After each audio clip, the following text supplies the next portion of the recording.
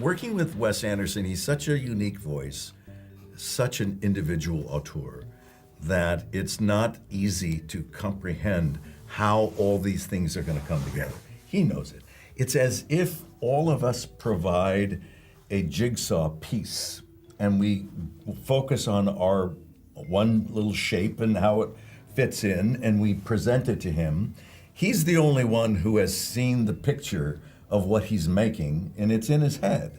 We haven't seen the box on the outside of the jigsaw puzzle, and so we don't know exactly how it's going to all come together, but he does.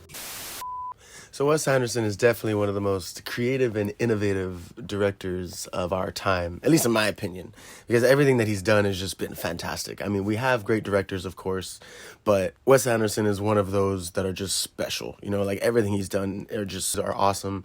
All of his movies are just, they stick with you though. They're memorable.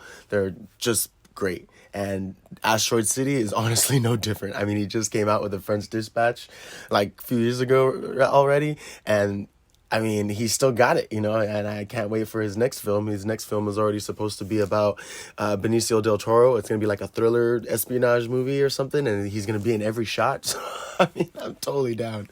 But Asteroid City, it totally subverted my expectations. I was not expecting for the movie to go the way it went, and I wish we had more directors that just took chances like that, because I definitely don't think Wes Anderson has any problem making movies on his own. I'm pretty sure his decisions and everything come from his own thoughts, his own, like he doesn't have people breathing down his neck. He doesn't have an agenda to push. He doesn't have a corporate company behind him making him do different things or changing what he wants to do. It just seems like all his movies he's been able to just make and have them be completely Wes Anderson-esque. And again, like I said, Asteroid City, no different. I mean, the film is fantastic. It's about this city where these people come to visit at this science convention and end up being visited by an alien, and you know the town kind of goes manic and they're kind of stuck there for a time being, and just what goes on with the people in the town. And for what it's worth, I was not expecting it to be actually about a guy that wrote the story Asteroid City.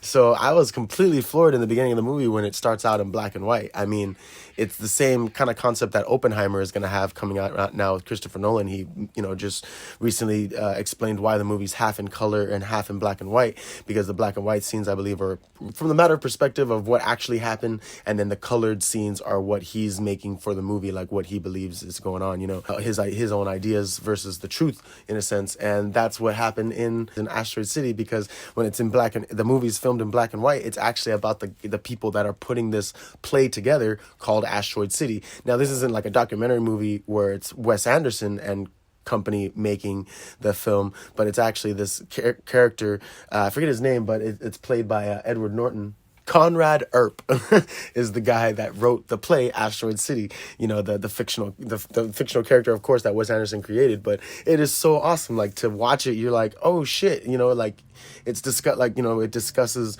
the play, and it's, you know, discussing chapters in the play, and then, you know, you have the chapter pictures of when things are going down. But it was so beautifully done. I was just not expecting it to be done that way. I had so much fun. You know, the whole cast is great, of course. I mean, like every other Wes Anderson film, but Jesus, the way it was done, I was just floored. Absolutely. I wish more directors would take risks and really make things that are going to be good or great, you know, just not, and even if you're not sure, because even in the trailer it shows, I believe, some black and white scenes, but for the most part it's all in color, so it really made me think that the film was going to be in color. I didn't think there were going to be black and white scenes that were going to be like that, you know, from that perspective.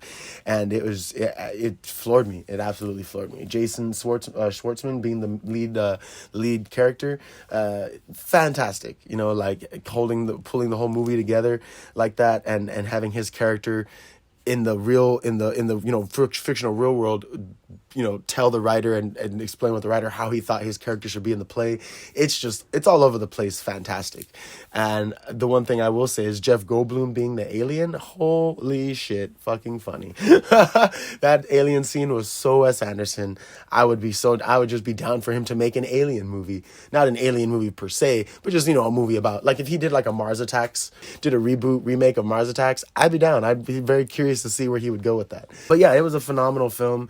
Joe Jason Schwartzman, lead character, he has these 3 daughters, and he's a recently widowed father, and he's trying to learn how to deal with the loss of his wife and having to explain it to his children. And Scarlett Johansson's in it, and you get to see her. Dare I say, you get to see her naked for a quick second, even though it's through a reflection.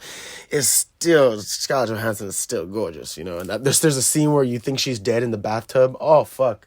That got me dying. That's so funny. But it's just an all around great movie. William Dafoe's in it, of course. William Dafoe plays he's the man at the arts college that ends up getting the actors to beat that are in the movie. Like he ends up recruiting Maya Hawke, Matt Dillon's character, I believe Tilda Swinton's character, Jeffrey Wright's character, like all these people that are in the movie. They're in the real world, in the fictional real world, it's that when it's in black and white, they're deciding to be in the play, and it's a phenomenal movie. Like, honestly, if you haven't seen it, just go watch Asteroid City. I mean, Barbie and Oppenheimer come out this weekend, which I'm so excited to see. And then we got Mission Impossible following, which I don't even remember the last few, but they're always fun. So definitely watch Asteroid City before it dips out. Just to, like I said, to support one of our greatest and most creative and innovative directors, Wes Anderson. I mean, I cannot wait to see what he does next.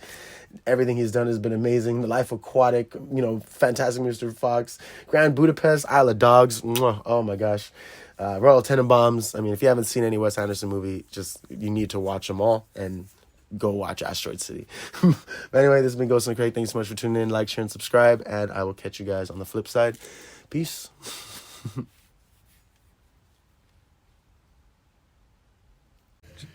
And sometimes that is life. You don't quite understand everything. You still have to get up the next day and put yourself out there.